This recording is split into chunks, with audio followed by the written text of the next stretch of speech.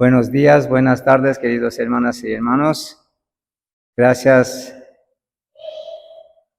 por estar aquí todos juntos para orar en el nombre de nuestro Señor Jesucristo. Ya saben que hoy hemos hecho un intercambio. Reverendo Steven está en Sabadell y yo aquí. Así para que de vez en cuando podamos vernos, porque antes siempre veníamos y estábamos con ustedes y de verdad a veces queremos veros y hemos quedado así con nuestro reverendo hermano para disfrutar la presencia de los demás hermanos que no podemos ver todos los domingos. Hoy el sermón tenemos en Lucas capítulo 4, versículos 31 hasta capítulo 5, versículos 11. También lo tenemos en Marcos 1, 21 hasta 31.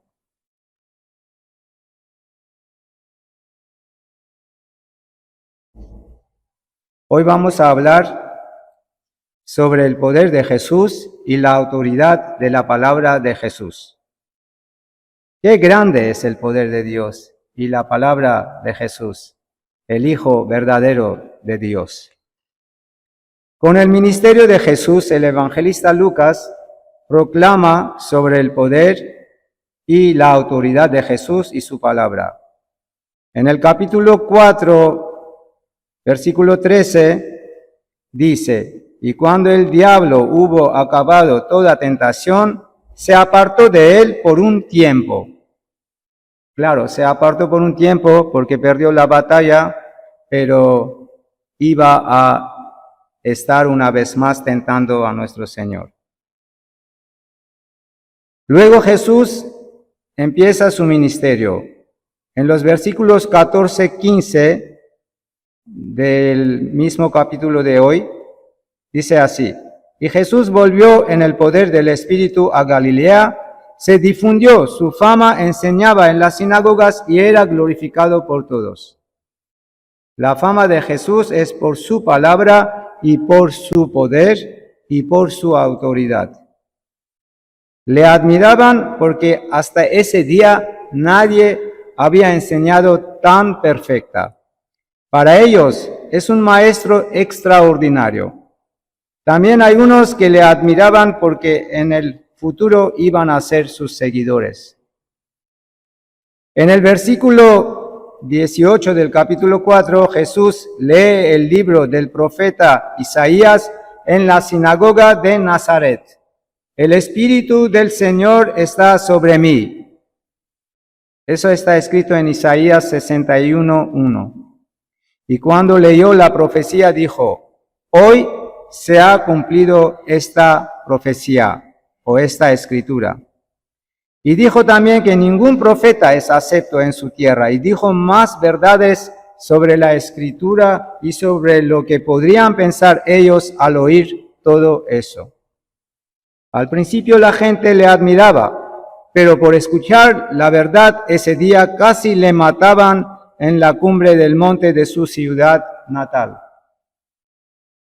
¿Por qué en la sinagoga se llenaron de ira? ¿No era la misma gente que le admiraba y le glorificaba? ¿Por qué se desapareció esa admiración hacia Jesús y le tuvieron tanto odio? Porque Jesús dijo que es el Mesías. Se presentó como centro de la enseñanza. Las Sagradas Escrituras todas hablan de él, y él está ahí, entre ellos, y ellos no estaban preparados para aceptar esa verdad. Imagínense, yo leo la Biblia, digo cosas sobre Mesías y digo: hoy ha cumplido la profecía, indicando que soy yo. Pero la gente no entiende qué quiere decir y cuando entiende no acepta. No es por casualidad que los evangelios confirman que Jesús no sanó a nadie y no hizo ningún milagro en Nazaret. Para ver el poder de Dios debemos tener mucha fe y ser justos y aceptar la verdad de la palabra dentro de nuestros corazones. ¿A qué nos sirve hoy que uno diga que es cristiano, pero luego rechace la verdad? Lucas capítulo 4, 31, 37 y Marcos capítulo 1, 21, 28, ambos confirman que Jesús abandonó Nazaret y se fue a Capernaum, ciudad de Galilea. Capernaum significa ciudad de Nahum, y Nahum significa consuelo, compasión, es decir, ciudad de compasión o de consuelo. Y la ciudad está debajo del nivel del mar. Es la ciudad de residencia de Jesús que él eligió para vivir durante su ministerio, durante 3 años. Pedro, el apóstol, era de ahí. También otros 3 pescadores eran de ahí, es decir, el hermano de Pedro y otros hermanos, Jacobo y Juan. Lucas 4, 33, 37 dice que habla sobre un hombre que tenía un espíritu inmundo. Jesús tenía la costumbre de ir a las sinagogas el día de reposo, el sábado. En Capernaum también fue a sinagoga y enseñó la palabra. Se admiraban de su doctrina porque su palabra era con autoridad. Ahora vamos a ver qué es la autoridad. Nosotros en este mundo, en la sociedad, conocemos diferentes tipos de autoridades. Autoridad puede ser un juez, un gobernador, un alcalde. Los padres en su casa pueden ser autoridad para los hijos. En el colegio, el maestro o el profesor puede ser autoridad para los alumnos y así seguidos.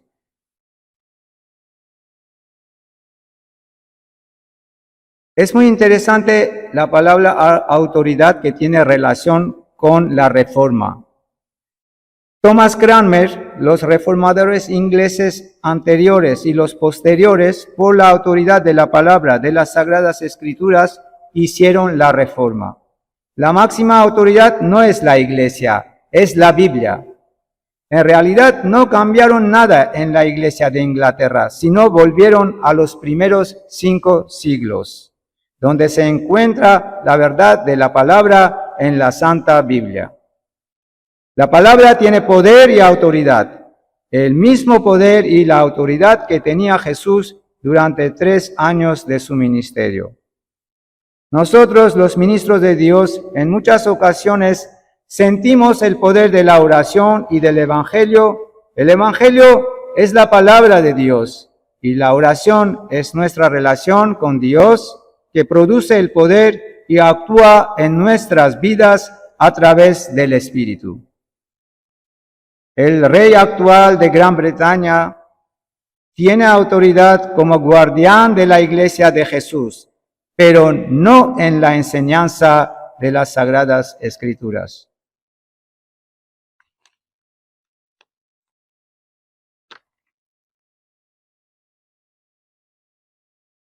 No sabemos qué estaba enseñando Jesús ese día en la sinagoga, pero Lucas enfoca en el efecto de dicha enseñanza en los presentes. La gente se asombraba y admiraba por su forma de enseñar. ¿Y cuál era la diferencia entre la enseñanza de Jesús y de los demás?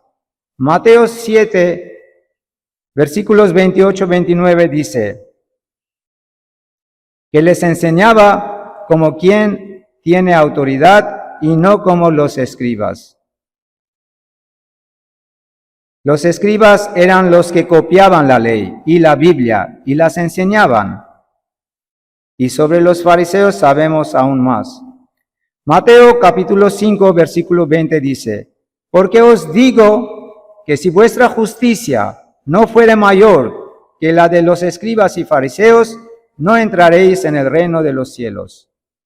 Por ejemplo, en Mateo 5, versículo 21, dice, oísteis, no matarás, pero yo os digo que cualquiera que se enoje contra su hermano será culpable de juicio. Mateo 5, versículo 17 dice, no he venido a cambiar la ley, sino para cumplir. Los fariseos y los escribas abordaban sobre Dios y de las profetas de una manera religiosa, y Jesús abordaba el tema de la enseñanza como prioridad de su relación con el Padre. Todo lo que dice Jesús es por su propia autoridad que viene del Padre. Todo lo que Él enseña también aplica. Él es un ejemplo como deben vivir los hijos de Dios. No es un religioso que solo habla y enseña, Él mismo actúa según la palabra. Su enseñanza es la única, extraordinaria y singular, y la profundidad de su enseñanza es inigualable y irrepetible. ¿Y por qué? Porque Jesús apunta el corazón del ser humano, sus acciones y sus intenciones. Él puede leer el corazón del incrédulo, conoce su pecado, su ignorancia y vulnerabilidad. Lo importante es reconocer que Jesús tiene poder y la autoridad para mandar a los espíritus malos, hacer para que le obedezcan. Y si le obedecen, entonces reconocen que es el Hijo de Dios. Pero Jesús les hace callar porque no necesita el testimonio de los demonios para su divinidad. Él tiene el testimonio del Padre. La divinidad y la maldad no pueden estar en el mismo sitio. Y en especial en la casa de Dios Padre. Y ese hombre con espíritu inmundo supuestamente ha estado varias veces en esa sinagoga, pero a nadie le ha molestado porque nadie ha podido identificar esos espíritus. Pero Jesús conoce todo, le identifica y no le deja que estropeara su enseñanza. Aquí se confirma el versículo 13 del capítulo 4. Pero el diablo se apartó de él solo por un tiempo. En el Evangelio de Lucas, casi 14 veces el diablo intenta estropear la misión del Hijo de Dios, pero Jesús siempre le vence. Jesús también sana a los enfermos y hace muchos milagros. Lucas es médico y tiene mucha curiosidad e interés cuando habla sobre las sanaciones, pero los milagros los utiliza como signos externos para proclamar que Jesús es el Hijo de Dios, que también tiene autoridad sobre la creación de su Padre Celestial. Jesús sana, cura, enseña, tiene poder, tiene autoridad, es simpático, admirable. Lucas mismo le admira a Jesús por su forma de sanar, porque no es un doctor, él no utiliza medicamentos, pero él es la verdad y tiene poder, y por eso el mundo le va a odiar y le va a crucificar, porque él habla sobre el pecado. Marcos, su evangelio empieza con la proclamación de arrepentimiento. Y cuando el Bautista estaba en la cárcel, lo mismo proclama Jesús en Galilea. Arrepentíos, el reino de Dios está cerca. Nosotros sabemos, cada vez que hablamos con feligreses o con personas sobre el pecado, siempre aceptan todo fácil, pero cuando queremos hablar sobre el pecado propio, ahí la gente a veces se cambia su forma de pensar o de actuar. Pero hay que recordar que cuando hablamos sobre el pecado, eso toca a todos, a mí, a ti, a todos. Todos somos pecadores. Nadie está libre del pecado. Para eso vino Jesús, para salvarnos. Esa lucha de Jesús contra los espíritus malos se continúa hoy a través de los justos, por la verdad y por la palabra del Señor. Jesús tiene poder y autoridad sobre el reino de las tinieblas, para sacarnos de ahí y para llevarnos a su propio reino. Porque Él es el Rey victorioso. A Él le adoramos y le glorificamos como nuestro Dios y Salvador. El diablo ha perdido la batalla con Jesús y hoy sigue luchando contra su iglesia. Es maravilloso confiar a Jesucristo. Nuestra fe en Él es la seguridad de la iglesia, es la seguridad de la victoria de los justos.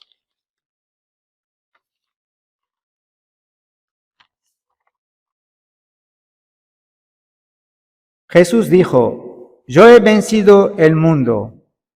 Queridas hermanas y hermanos, nosotros también podemos vencer el mundo, el mismo mundo que nos regaló nuestro Padre Celestial, el mismo mundo donde nació nuestro Señor Jesucristo y realizó su ministerio, y el mismo mundo donde hay injusticia, poca fe y desconfianza. Nuestra guía es Jesús, la autoridad máxima en este mundo, que también nos dio esa autoridad para vencer a Satanás, para evangelizar, para bautizar y sanar, para sembrar su palabra y el amor divino, y Él vendrá para resucitar a los muertos y vivos.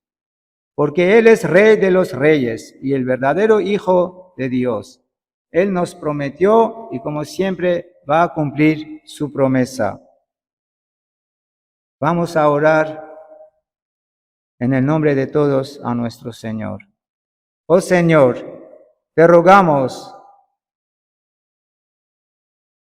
te glorificamos y te adoramos todos los días.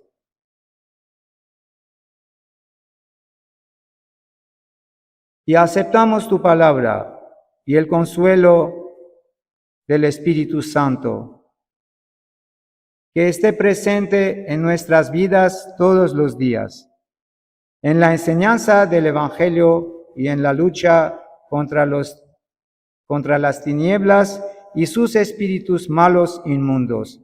En el nombre del Padre Celestial, del Hijo Salvador y del Espíritu Santo Consolador. Amén.